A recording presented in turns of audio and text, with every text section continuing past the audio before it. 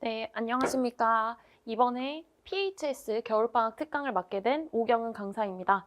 오늘 저는 우리 학생들, 예비중3 학생들이 겨울방학 특강에서는 무엇을 배우게 될지, 또 우리 친구들이 고등학교에서는 국어를 어떤 걸 배우는지 간략하게 설명드리도록 하겠습니다. 저는 현재 다원교육대치고등관 또 자사관에서 고등학교 내신을 전문적으로 가르치고 있는 강사이다 보니까 우리 학생들이 고등학교에 올라가서는 어떤 부분을 가장 어려워하고 있는지를 잘 알고 있는 강사입니다. 그래서 은광여고나 목동고 이렇게 제가 가르친 학교들에서 항상 1등급 또 1등이 배출이 되고 있는데요. 그만큼 좋은 성적을 배출하는 강사인 만큼 우리 친구들이 고등학교 데뷔를 하는데도 굉장히 많이 도움을 줄 수 있을 것 같습니다. 저희 수업 대상은 차상위권 학생들을 최상위권으로 끌어올리는 수업입니다. 그렇기 때문에 우리 학생들이 나는 아직 중학교 개념이 좀 익숙하지 않다. 고등학교에 올라가기 전에 좀 어떤 개념들을 좀 숙지하고 올라가고 싶다라고 하는 학생들이 들으면 좋을 것 같습니다. 그러면 저는 오늘 내신 5등급제에 대해서 간략하게 말씀드리고요. 또 문법 영역과 문학 영역을 이번 겨울방학 때 배우게 되는데 이 영역들에 대해서도 우리 친구들이 어떻게 공부하면 좋을지 소개 말씀드리도록 하겠습니다. 우선 첫 번째로 내신 5등급제인데요. 우리 친구들이 중학교에서는 A등급을 받는 게 굉장히 쉬웠을 거예요. 왜냐하면 국영수사과 기준으로 28.2%의 학생들이 성취도 A를 받고 있습니다. 그 정도로 4분의 1 이상의 학생들이 A등급을 받을 수 있기 때문에 사실 우리 친구들이 A등급을 받는 데는 그렇게 큰 지장이 없었을 것 같아요. 그런데 이제 우리 고등학교에 올라오게 되면 물론 9등급제에서 5등급제로 바뀌게 되면서 1등급의 비율이 높아지긴 했지만 많아지긴 했지만 그럼에도 불구하고 아직도 우리 친구들이 1등급을 받는 비율이 10%밖에 되지 않기 때문에 굉장히 어렵습니다. 또한 우리 친구들이 9등급제에서 5등급제로 바뀌면서 1등급 비율이 늘어났네? 그럼 1등급 받기 더 쉽겠다 하고 좀 내신을 안일하게 생각하는 친구들이 많더라고요. 그런데 실제로 올해 고1 친구들과 제가 내신을 해봤을 때 우리 친구들이 항상 하는 고민들이 근데 1등급 못 맞으면 저희 이제 대학 가기 어렵지 않아요? 라는 스트레스였습니다. 그래서 우리 친구들이 한 문제라도 삐끗하면 정말 1등급이 아닌 2등급을 받게 되면 한 과목에서라도 2등급을 받으면 쭉 평균이 내려가기 때문에 그러면 좀 내신으로 대학교를 가는 게 굉장히 어려워집니다. 실제로 수시 같은 경우에 스카이는 1.6, 1.8 등급의 학생들도 많이 갔었는데 이제는 1.2 정도의 학생들까지만 갈 수 있다는 평균도 나오고 있습니다. 그 정도로 우리 친구들이 1등급을 받는데 정말 혈안이 돼서 공부를 열심히 해야 돼요. 자, 그러면 우리 친구들의 1등급을 가르는 영역 중에 하나인 문법 영역에 대해서 소개해 드릴 텐데요. 중학교 3학년 내신 기출문제를 보면 의문 변동에 대한 개념이 굉장히 쉽게 나온 것을 볼 수가 있습니다. 굉장히 간단하고 또 짧습니다. 그런데 고등학교 1학년으로 넘어가게 되면 바로 이렇게 보기에 개념들도 굉장히 어렵게 나오고요. 또 문제도 이렇게 수능형 문제로 나오게 됩니다. 그렇기 때문에 우리 친구들이 시간이 부족하다는 말을 많이 하게 돼요. 특히 제가 이 학교의 문제들 중에서 이제 국외음화에 관련된 형식 형태소라는 개념이 나오고 있는데요. 이건 다른 학교들도 마찬가지로 고등학교 1학년 1학기 중간고사의 시험 범위로 의문 변동만 나오는 것이 아니라 관련된 품사와 형태소와 관련된 개념들도 같이 나오게 됩니다. 근데 사실 이 부분은 중학교 2학년 때 우리 친구들이 이미 배운 부분이기 때문에 고등학교 1학년 선생님들께서는 너희 중학교 때 이미 배운 거잖아 하고 더 이상 설명을 해주시지 않습니다. 그래서 우리 친구들이 중학교 개념도 명확하게 잘 되어 있어야 하는데요. 그런 부분을 제가 채워주기 위해서 겨울방학 국어 특강을 열게 된 겁니다. 그래서 우리 친구들과 의문 변동에 관련된 부분 말고도 이렇게 관련된 개념들을 같이 공부할 예정입니다. 자, 그리고 고등 국어는 사실 가장 특징적인 게 수능 문제를 그대로 변형해서 시험 시간에 낸다는 건데요. 특히 수능 문제인데 여기에서 체계표는 빼고 그냥 더 어렵게 고1 내신 기출문제에 나온 것을 볼 수가 있습니다.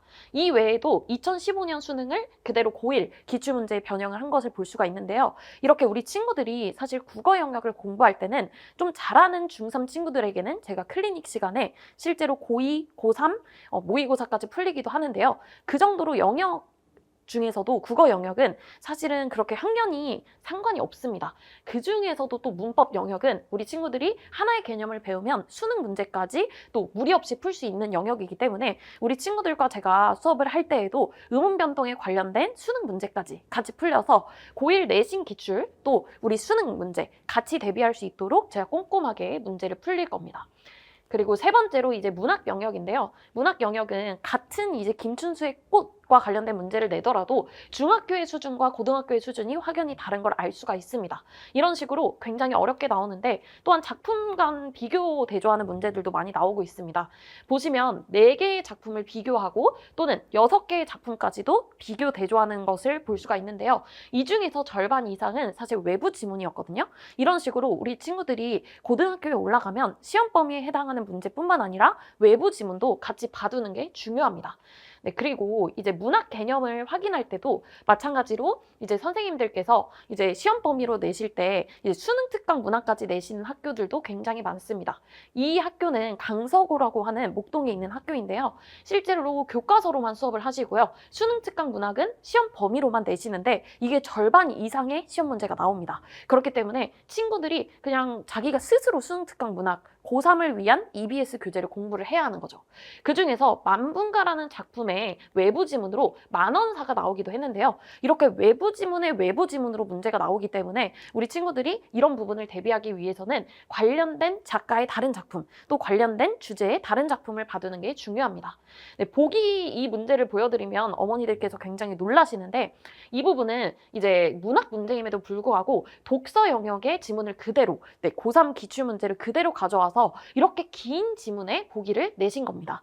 이런 문제가 나오면 시간 분배를 하는 게 굉장히 중요한데요.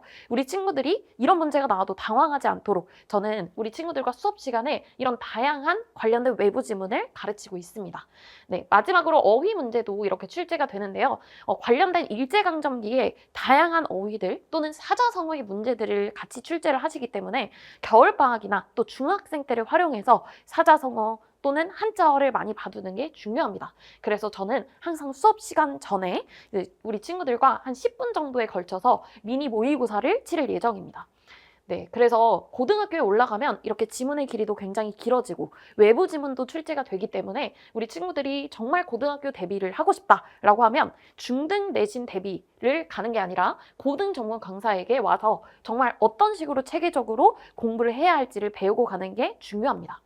네, 그래서 제 수업은 토요일 아침 10시부터 1시까지 총 3시간으로 진행이 되는데요. 총 9회차의 수업입니다. 이 9회차의 수업은요, 계속 문법과 문학이 섞여서 계속 공부를 할 건데요. 그 중에서 이제 문법 같은 경우에 2시간, 그리고 시가 나올 때는 1시간 정도로 충분하거든요.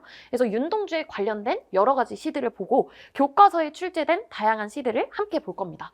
또 소설 같은 경우에는 따로 3시간 동안 정말 꼼꼼하게 우리 친구들과 관련된 작품들, 또 모의고사 기출문제들을 볼 예정입니다. 그래서 우리 친구들에게 가장 제가 강조를 하는 게 오답노트인데 우리 중학교 친구들은 국어 오답노트는 작성해 본 적이 없기 때문에 어떤 식으로 공부를 해야 할지 모르더라고요. 그래서 제가 우리 친구들이 틀렸던 문제들만 따로 뽑아서 오답노트를 제시를 해줄 거고요. 또 주중 전후 클리닉으로 제가 직접 조교 선생님 없이 제가 직접 1대1 질의응답을 받을 거고 우리 친구들 개별로 수준에 맞게 고1 모의고사 또는 고3 모의고사까지 풀릴 예정입니다. 또 24시간 가능한 질문 채팅방 역시 제가 직접 3분 이내로 이제 답을 해주는 걸 목표로 해서 제가 직접 질의응답을 받고 있습니다.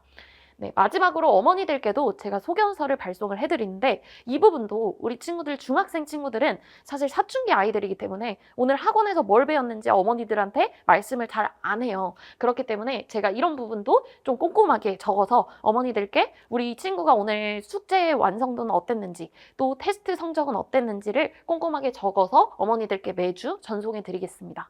그래서 저는 우리 친구들과 국어 1등급 또 고1 내신 1등급과 고1 3월 모의고사를 위해서 열심히 달려나가 보도록 하겠습니다. 네, 감사합니다.